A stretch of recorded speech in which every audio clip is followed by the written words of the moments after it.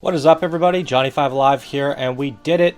We're on to part 4 of our Let's Build Sci-fi SkyTrain Station slash shopping center. So, stay tuned and let's check it out. Alright, diving right into it. This time I got it at 8 times speed, guys. Hopefully it's not too crazy, but it's what I had to do to get it under 30 minutes. We added in another, I don't know, 6 hours of footage. I don't really remember. It's been crazy, but we had 9 hours up to this point. So the whole thing was like a 15-hour project to get this done. Yeah, so here we're adding in some, what do you call it, like AC units, just some sci-fi building parts on the top. I'm comparing to Gulpy World to see what I did, so I always go back and look at my other buildings so that they're cohesive. Just getting some kind of like mechanical stuff happening on the top roofs so that, you know, it's somewhat believable. You know, there's air vents, pipes, and all these ducts and stuff like that. So we're just polishing some things up. Now, some of you guys left some comments about feedback, and I mean, someone said there was too many bushes in the front plaza. I did reduce the amount of planters, and I do think it's better.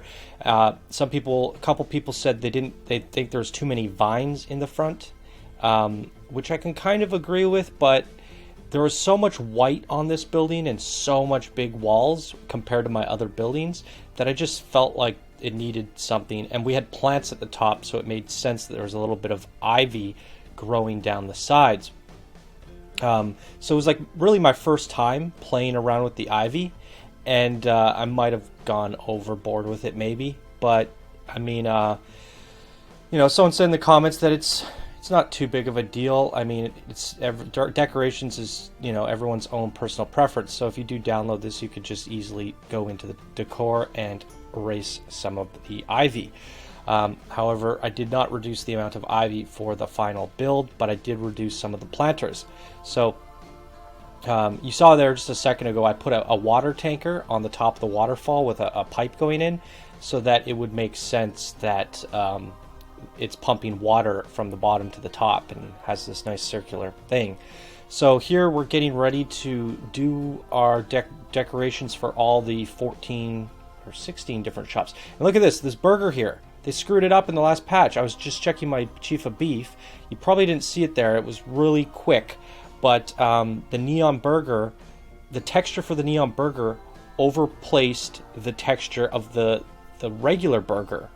So it has the same texture on both of them, but the neon one, the UV maps are all messed up. So I went and checked my Chief of Beef shop, and sure enough, it had screwed up buggy burgers on the inside. So hopefully they fixed that, and same with the fries there. I noticed it on the little fry things. The neon texture is on the wrong one, and the other one, yeah, the icons are backwards. So they went and switched the fries by accident, and that means my fry shop's messed up too. So the winter update screwed up a bunch of the signs, which and it said in the patch notes, I read through them clearly, and it said we went and fixed a bunch of the signs. Well, you didn't fix it, you broke it. So I thought that was kind of funny, and I had to double check my old work. So hopefully they fixed that in a patch so my old buildings get fixed. So as here you could see, I'm clearly grabbing the regular fries, and they're neon fries, and the neon fries are the regular fries. That one's not so bad, but the burger one is completely messed up. There literally is no basic burger in the game anymore. One's a neon burger, and the other one's a screwed up neon burger with terrible UVs. And I haven't looked through all the shops and signs yet, but I'm sure there's a few other ones that have got messed up. I don't know how they let that go through the art QA, but yeah, anyways, blah blah blah. We're decorating our shops, and I'm kind of putting an extra prop outside. So the 3 shops you see on the right here, I want those shop signs to be on the right door at the back of the building. So it makes sense, like these guys maybe go in the back, they go down an elevator, and that takes them through a hallway corridor area that takes them through that right door. So all the shops that are on the right side of the building should have matching signs on the outside back of the building, and then all the ones in the very bottom, the downstairs shopping mall, there would be a hallway going out towards the middle door. So all the shops on the left will be on the left door, all the ones on the right will be on the right door, and then all the ones in the bottom corridor section will be in the middle door. So I'm just trying to like put the signs down on the inside, decorate it as well as I can. We don't have much space to work with in here. I really should have made the roofs a little higher, but I really never planned on this thing to be a shopping mall. And then I just thought, wouldn't it be cool? And when you start thinking of these wouldn't it be cool things, when you weren't planning ahead, you just kind of got to work with what you got, which means we don't have too much room for these signs, and I'm just trying to make do with what I have. So if I am going a little bit too fast and you can't see it because it's at 8x speed, there is a section at the end of this video where I slow it down and we just rip through everything, and you're going to be able to see everything nice and clearly at the end of this video. So yeah, that's a thing. And yeah, we're just going through and making all these shops. So this episode was really tedious for me. So part of it is sped up to 8x speed, not only to get another 30 minutes, but also to keep me sane, because I mean, I've talked your guys' ear off for the last 3 episodes. I don't really have too many more things to say about this project, or like little things to rant about. So you know, this is just helping speed up the process a little bit for me to talk over it. And there's a lot of like little tedious jobs, because this decorating these signs here, I think it was an hour recording. We're almost through it in the first 9 minutes or something, and it took me an hour to do all those little signs and little canopy thingies, whatever they're called, and set this all up and get the signs out back. The signs out back I'm just placing randomly, and then I'm gonna go arrange them after. So yeah, I'm just trying to like navigate my way through, and I screwed up at some point. I put I think you might have seen me scrambling around in there, but I put the ice cream signs where it was supposed to be milkshakes, because I wanted burger, fries, and milkshakes, and I had the ice cream decor up there instead of down below with the Missy Goods, because I wanted Missy Goods, ice cream, and coffee in the bottom. So all your goodies are down below, just like your quick grab stuff. That's what the bottom tunnel's for. It's like your little shopping stuff. You can grab some hats, you can grab an ice cream, just like all the quick stuff. Nothing where you really need to sit down and eat. But the food court it's all your food and drinks. And the pizza, I figured, was something new, but also something you could grab on the go. It's like we have that a lot in my local city, where you just, you know, grab a slice or whatever they're called, and you just quickly grab a slice and go. So to me, it's just one of those things where you can just pick up and run. So here somebody suggested, yeah, this is a conversation we could talk about here. My indoor plants. I think I might have seen this in the beginning of the episode. I deleted those windows and put them in. I don't know. There was some point in there, and I went back and I did it again, because I was going back and forth on the idea like I always do on everything. But someone said that their parents work for a landscaping company and blah, blah, blah, and they dropped a whole bunch of knowledge on me. And apparently, like hedge plants, not only could they not grow inside because they have such deep roots that they're supposed to be stemmed deep into the earth rather than in a planter. That's something I did not know, but that's just getting overly technical. But the second thing is, most plants can't grow indoors without proper source of light, which I did know, but I just didn't think about it. Like, it's just something you don't really, you're in the mode, and you're not completely thinking about realism, you're thinking about design. And so he pointed out the fact that I didn't have any windows near my plants, and I'm like, oh yeah, good point. So we went in and added windows on that whole layer there, which I purposely didn't have windows there because I didn't want another row of windows, but we kind of need another row of windows because I wanted that big white wall for all the signs to be on. But we ended up squeezing them on top of the glass, which is fine. So the light still can get in technically because we have windows there now. So those hedge plants on the inside can now grow properly. And then the ones that are on the underground basement, we also end up going and putting windows there too. But technically the light wouldn't really be able to get into those windows, but they kind of do, because we have those gaps in between the stairs. So there'd be like light shining through. Plus there's these giant holes on the sides, the tunnels, where the light would get in. So generally it would get enough light. There's light coming in from under the stairs, from outside the tunnels, and that should be enough for it. So all the plants in this building now can get light. So it makes, we made it sensical. Now this part here is usually my least favorite part of all the sci-fi buildings, because I do this on all of my sci-fi buildings. So I've done this like 35 times now, where I just place these little tiny lights everywhere, just to add a little bit. It looks really cool at nighttime. When you go to nighttime and you see all these little square lights lighting up all around the building, really helps sell the sci-fi feel.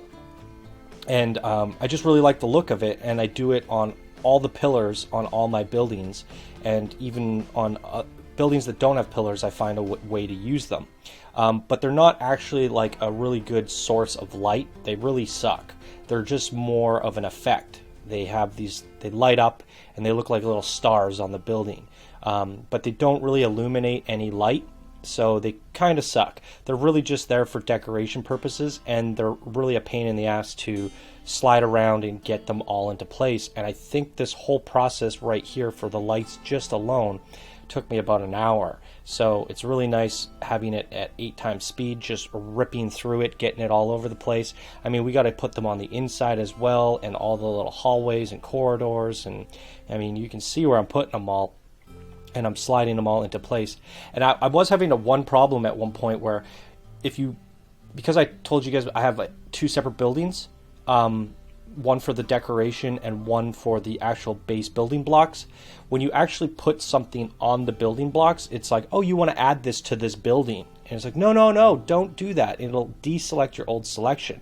So if you're ever in this weird situation, which you might most likely not be in, because you'll probably always be building stuff in one blueprint, but nonetheless, if you've ever find yourself in this situation where you're wanting a decoration to be in a different building, but you're placing it on another building, what you could do is you could push the X key before placing it down, which will bring up the translation widget, allowing you to move it more precisely, and then it'll be kind of free floating.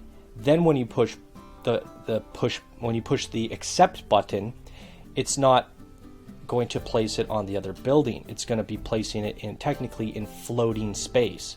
So that's what I ended up finding with this, is I would put something down, push X, then push accept, and I never ended up running into the problem again where it was like, oh, you want to combine this. It's like, no, I don't want to combine this. I want it to be separate. So just a fun little dropping knowledge there for you guys for, I guess, advanced building tips. Yeah, so just putting lights everywhere, trying to get this thing covered up, because we have a lot of, like I said, this building's so big and so white. We want to add a little bit more noise. I do like the cleanness of it all, but just having these little lights here and there in these key locations, matching all over the place, just adds a little bit more noise to break things up, just to give a little separation between all of the flatness and all the plainness. So we're really at the final stages here where we're getting all the fine details in, but I do find little spots where I'm like, hey, I should have had a pillar here. And I'll always do a QA pass while I'm doing these final things, and that means I have to go back and make adjustments.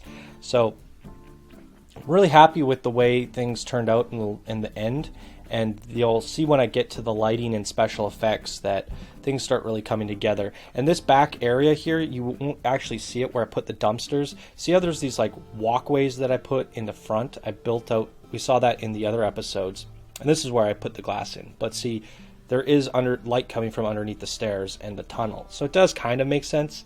The light would kind of be able to get through, but not that much. And I was looking to make a sign here, and I was like, what is this? I found a blueprint that did an animated Merry Christmas with torches, which I thought was kind of neat. So I decided to take the funky letters again, which I used for the 1K subscriber sign, and I wanted to see if I could play around with making a big sign for this place. What was I talking about last? Darn it! I lost my train of thought. We're going too quickly. Maybe 8 times speed is too quick for me. I am finding things to talk about, guys. anyways, I wanted to make a Skyline sign and play around with that idea and see how it looked, but you'll see here in a second that I didn't like it. It looked too playful, too big, so I do try and play with other things to see if I can get it to work. Now I want to try and see if I can remember what the heck I was talking about. I was saying something about how I like the way it turned out and the lighting. The lighting was really fun to do, and we're going to get there in a bit. Maybe I was done talking about what I needed to talk about. Guys, I'm freaking crazy. I'm a crazy person. So yeah, we end up going with this sign. I'm trying to keep up with myself, and my brain's all over the place all the time. So the letters for this sign were really weird, and I found the only way to make it work was to use that certain text and space it out. So we space it out, put a space in between each letter, and then I think I went with the racing text because the Orbitron text, or whatever it's called, was a little bit glitchy looking when it was scaled up that big. So we have one up top and then one on the back. The Skyline is technically what we're calling our SkyTrain station, because I did a coaster for my Good Golly Miss Molly Massive Parks scenario video that I did a long time ago. And I had a monorail going across 4 sections of the giant, what do you call it, the gully, and it went all over the map, and I called it Skyline. So I wanted this to be called Skyline. That's where I got the name from. So we're going with it. It's this Skyline monorail, but it's also a shopping center. So the Skyline is built in, and we're going to add in some signs for like food court and shopping later on. And here I was trying to make a planter thing for inside, but because we do have light coming in all angles, we have windows everywhere up here, but I didn't want to have the standard spacing because I wanted it to seem like there was a pathway up there for people to walk around, even though no one can really get up there. But I suppose if you downloaded this, you could a path up there, and you could make it work. So I was just planning ahead in case somebody ever wanted to do that for whatever reason. I wanted there to be a realistic amount of space up top to walk around. So I really needed to squish these all together to get the hedges in, but still have it look and feel believable. And I just thought inside needed a little bit more decorations. I needed it to pop a little bit more. So I felt like more interior plants up above would make it help the look and feel of everything, because we do have it on the bottom level, and we have it basically all the areas where you shop or use shops and facilities. There's some sort of hedge plants. So we're not going to go crazy with the ivy and stuff in here. We're just putting some hedge plants in. We're not going to put any trees in here or anything like that. Just a nice row of hedge plants to add a little bit of color in here and to break things up a little bit. So I also wanted to add a little bit of lights and stuff, and it really starts coming together in here. We got the bathroom signs, and there's a lot of traffic in here, and it's the biggest part of the building, so we want to make it also one of the nicer rooms. So we put all this effort into those other little rooms that are less important, so we might as well. That was my thought process behind the hedges. And we had this little planter area down below, so I forgot about it. I had to put some plants in there as well. So I think I do that right here. And I didn't want to go too crazy with this one, so I just put a row. I didn't really care if it was completely filled, because I didn't also want to worry about it popping through the backside. So I just really fiddled around, got one row in nice and clean, and called it a day. Looks fine from a distance. And wanted to add a little bit lights on the track here. So differently spaced than everywhere else that we use them, but nonetheless I felt like it worked. And yeah, do we actually start lighting this thing soon? One thing to talk about while we're just killing time here, somebody said in the comments, I don't remember the name exactly, they said that you can put garbage bins to help the AI navigate, and that's something I played around with that before. When I had big paths, I would put down bins and watch the traffic move around, but it never came to my mind about how to use them to redirect traffic. So excuse me. In one of the earlier episodes, I was saying how, sometimes people walk through walls and stuff and you can't really help it. And they cut corners and you'll see them kind of like walk through a pillar or something. Then what you can do is you can put a garbage bin down and it'll force them to take a wider path. So that's something we're going to end up doing in this episode as well. And that up there, I just wanted to add some smoke vents because there's AC units and all that stuff. And, I want it to be blowing out hot air and sucking in cold air or whatever. And here we go. We start adding the lights in. So I wanted to play around with colors. We talked about this in one of the episodes where I said I wanted it to have a kind of a light blue feel, but also a green and white. So I'm playing around with a light blue here, not like a crazy blue like our ice blue that we used on our other train station, the festive one. Just something a little bit lighter, like this kind of like a sky blue. And we're using the direct lights, or whatever they're called, the point and area lights that you can find under the building section. These are some of my favorite lights. So I was testing out the green to see if that worked, but it was also shining through the building, making the buildings shine green. So I didn't like that. So I got them all in, and I want the room to light up when you walk in, especially at nighttime, because it's such a big spacious room. So we have white lights for the central area of the room, and then I tuck them all in so they're hidden. And then we have blue lights illuminating the track for the train. And then I want to use these big spotlights, the nice blue ones. But I also here wanted to add more blue for the waterfall. So at the bottom we added in a really bright blue just to kind of add a separation between the colors, and another bright blue one up here. And then I put one up here, but I didn't like that, and I just put the regular one. So we have an illuminated waterfall now, and then at the bottom it's like very blue, and then the mid part it's very blue as well. And then I wanted to make sure those planters lit up a little bit better. So we're adding in green area lights to the planters just to make this area have the plaza glows green a little bit. Didn't want to do overkill, just a row, like maybe 3 or 4 on each side. Then I wanted to add some lights under the stairs so it casts like the stairs are shining light through. And I thought that was a really cool effect. So we're fiddling around with the camera, and it's really annoying. Probably ugly to watch, but that's all right. But it gives a really good effect at the end result, and the stairs have light glowing from underneath them. So I really love the way that turned out. I love the effect of that. And we're just doing it to all the stairs now. So our stairs have this light up with white. Our trees light up green. And our train lights up blue. The station has a lot of white in it.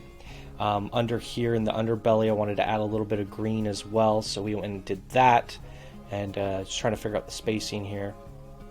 And then I tucked them into the planters themselves, kind of hide them, and then we do it here as well. Or maybe not. It didn't work there because the light was shining through to the SkyTrain. It was conflicting with the blue lights we already had. So I just ended up adding some white lights in here to really brighten up the shopping center, or the food court. So we select them all, we just get them in there properly, and then everything started feeling really illuminated. Let me check the time here. We're getting close, guys, to the final presentation here. How long have we been talking now? Jesus, already 24 minutes. So I wanted to add some extra signs in, so we add a food court. We're really at the final touches now. So we have a food court sign for both sides, because that really is, like I was saying, the heavy food and drinks. And this is more about like the quick snacks and like hats and stuff. So you get your quick stuff here, so they're shopping. It's really just you grab something while you're passing through to go into the mall. And then there's the food court. So there is a separation between them. And then we're going in and doing the bins now. So this really does help the AI navigation. And I don't know if you'll see it as well in the sped up footage, but every time I put a bin down, they start like veering out further. So it's very cool. this will help you if you're putting this down or putting this in your park. Just keep an eye on like the corners where anyone's cutting through. See, they're cutting through those stairs, they're going right through the wall. You can put bins down, they'll take a wider path. And I really love this, so I was just trying to find all the heavy corners where they're cutting through and putting bins down and lots of benches. And at the end of the day, with all the bins in and all the benches, this thing turns out perfect in the sense of traffic flow. All the guests are now navigating through this thing with zero bugs, and the flow and the traffic just turned out looking so good, and I loved it. I loved the final result, and I love how it was bug free. All the paths worked out, and you know, here we go. We're into the final presentation here, which it's actually unedited. I probably should have edited it, but that's okay. Yeah, it is what it is. So yeah, we get a nice rotation of the building, and we're just gonna zoom around and look at everything. So as you see here, you'll really take a look at all the AI. They're doing a really good job at navigating, and I really love how it turned out. I was worried when I started this thing that we're going to have all sorts of pathing issues. We're going to have, you know, AI walking through walls and, you know, collision issues. But the trash cans really helped solve the problem. The pathing turned out to be fine. And, you know, we made our building big enough so that the pathing had room. And, oh, she's really got to pee. That's hilarious. Yeah, and so I don't know. What do you guys think? Maybe the vines are a little bit heavy, or the ivy or whatever. But overall, this thing's very spacious. There's a lot of people in here. This is the only thing in the park. I can't see the number, but I believe the number says 600 or something. This is the only thing in the park, and it's attracting 600 people, which is really awesome, because you plop this thing down in your park and there's an immediate hot spot in your park. They want to use the train station, they have a place to shop, and it's, you know, the, what do you call it, it's just an attraction, because there's something like 3,000 or 4,000 pieces here. So you know, that's a lot of scenery for the guests to look at. So they'll come here just to walk around, because there's so much decor, and they just love the look of it, I guess. So it's a really good attraction, I guess, but it really was meant to be just a SkyTrain. And at the end of the day, I'm happy that it turned out to be this monstrosity tourist attraction that brings in 600 people into your park. So the moment you plop this thing down, it's going to increase your guest number for sure. And I love the way it turned out looking at nighttime. I'm really happy with that. I don't know how much it costs at the end of the day, but it's probably going to be an expensive one for sure. So I don't have much time left to talk, so I gotta hurry up with my last thought. I have a tutorial video coming out after this. I don't know when it'll be ready, but it's going to show you guys how, because this is two different blueprints, because we busted the the 2,000 point limit. I think this was 3,500 pieces total or something. So there's going to be a decoration building, and there's a base building, and you're gonna have, I made an alignment tool which you align the two, and then it'll place it down perfectly for you. And then I did a tutorial, or a video that I still have to edit, that shows you how to do the pathing. It's literally like a 20-minute tutorial, guys, to set this thing up perfectly. But it'll teach you a lot about pathing. It'll it'll just teach you some stuff, and then it'll also show you how to set this thing up. So we go ahead and we set it up in Yeti Land. So it'll also kind of be like a Yeti Land Let's Play, but not really. But you'll get to see why we built this, and it's going into Yeti Land, and you'll see the Yeti Land version of this. So that's pretty cool. And so that'll come up hopefully not too long after this. And that's going to do it for this video, guys. Thank you so much for watching. If you like, please like. If you're new, be sure to subscribe, and I'll see you guys in the next video. All right, see you guys.